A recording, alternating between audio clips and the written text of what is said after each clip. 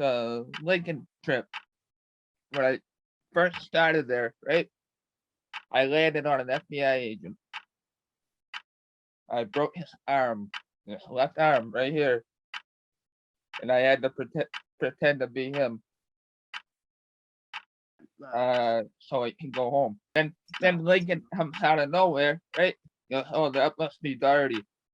That's my new employee." He goes, "Why do you come to the theater with me tonight?" So I'm up in the balcony. I see someone pointing a lighter or something, and I'm like, "Oh shit, booth." So I go at the booth. It wasn't John Wilkes' booth, it was his brother.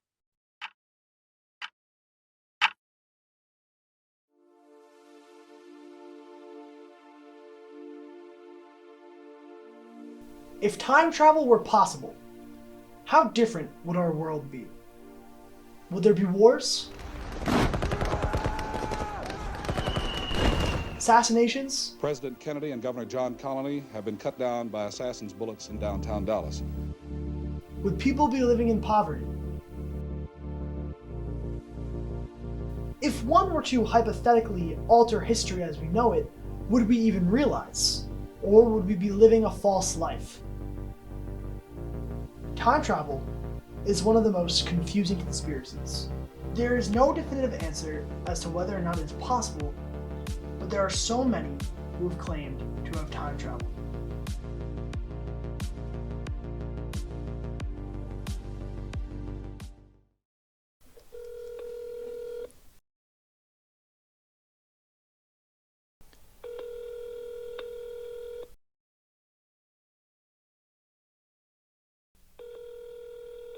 Hello? Hi, is this Doc 5 from Paranormalist? Yes, it is. Oh, hello. This is Sam Alexander. I spoke with you today. Yeah. Let me give you a little background on how I got into this. So I'm retired military. I worked as an intelligence analyst for a while. Farmed out to law enforcement for counter-drug work.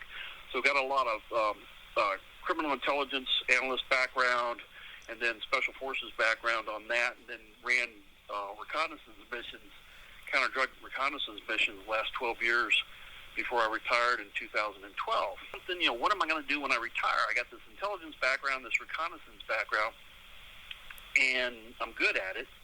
And so I always enjoyed X-Files and the conspiracy stuff. I want to get into, looking into that, doing an analytical background, investigative look into the paranormal stuff or whatever. And so I was remembering some of the, because I used to listen to Art Bell and Coast to Coast and all that stuff, and I remember Stephen Gibbs being interviewed on there.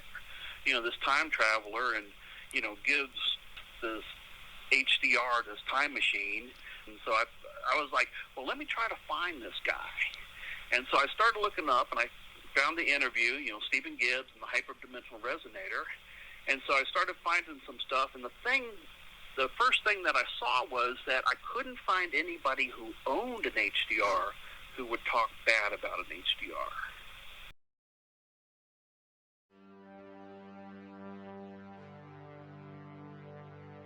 The hyperdimensional resonator, more commonly referred to as the HDR, is a device created by Stephen Gibbs in 1985. The machine is said to allow people to astrally or even physically travel through time. Astral time travel is mental, as it takes place during an out-of-body experience. The HDR can enhance the body's ability to lucid dream during sleep or meditation. It is often referred to as a wishing machine, where the user needs to believe in it in order for it to work. When it comes to physical travel, there are certain vortexes around the world where the HDR can allow the user to physically time travel. The hyperdimensional resonator is an interesting machine that offers a chance at time travel. But what are the effects of using this device? It is 100% real. All the experiences I've had, oh god. I've had over 250 jumps. And every time I'm nervous of returning home. So I haven't been home in probably about 3 years. Yep. My parents don't like any of this, so they they want me committed. How about the journeys were good? How about them were bad? Can you tell me about some of your good journeys? The good ones? Yeah, I'm just curious. Abraham Lincoln was one of them. The Lincoln trip, when I first started there, right? I landed on an FBI agent. I broke his arm, his left arm, right here, and I had to pretend to be him, so I can go home. Then Lincoln comes out of nowhere, right? He goes, "Oh, that must be Doherty. That's my new inquiry." He goes, "Why do you come to the theater with me tonight?" So I'm up in the balcony. I see someone pointing a lighter or something, and I'm like, "Oh shit, booth." So I go at the booth. It wasn't John Wilkes Booth, it was his brother. John Wilkes Booth had died 3 days before in of the flu somewhere. And I went to go find his brother.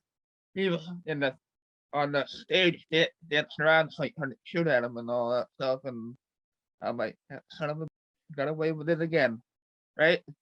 And I remember getting him across the street to a bed, and we put him in the bed. He died there.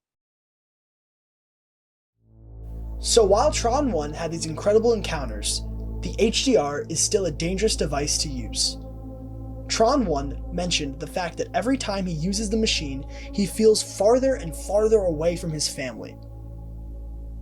Time travel may be a possibility, but is it worth it? Maybe there's a different way to travel.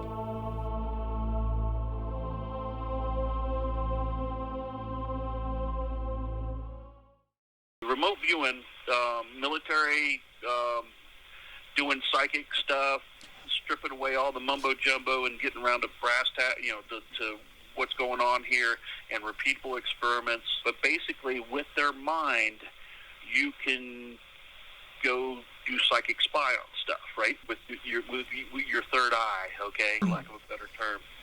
So with remote viewing, you can go back in time.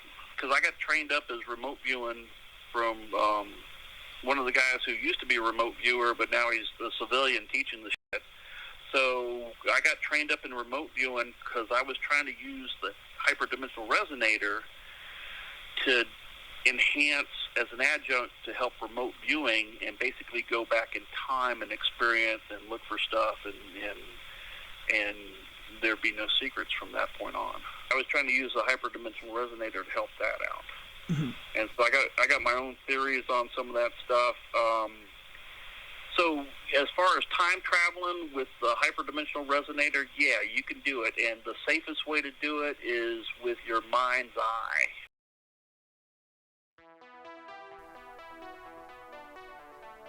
It is impossible to determine if time travel is real or not.